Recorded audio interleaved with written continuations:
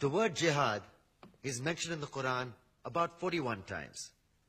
The words mercy, peace, and compassion are mentioned about 355 times. Yes, come in.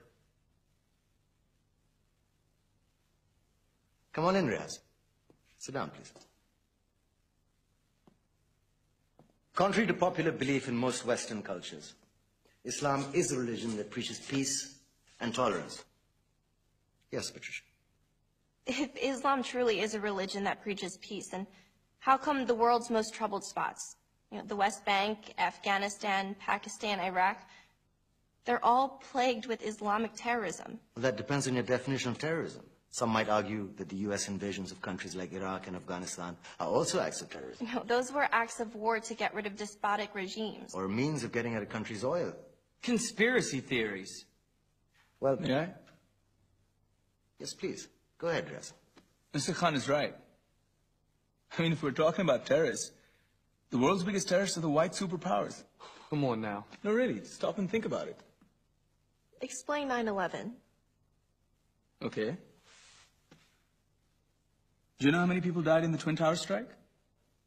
Around 3,000. And do you have any idea how many people died in the bombing of Afghanistan? Take a wild guess. More than 15,000 people died. And that's just conservative figures. About 50,000 tons of explosives were dropped on innocent civilians.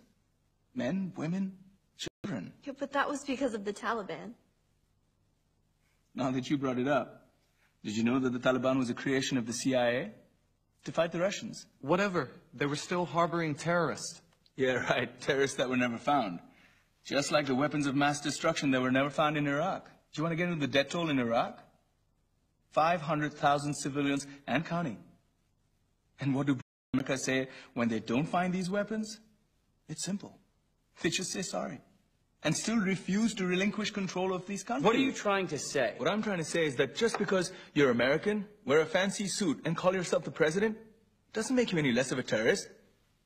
I'm saying that if you don't stop meddling in other people's countries, you will face a backlash. If Muslims like you feel that way, then why don't you get out of our country?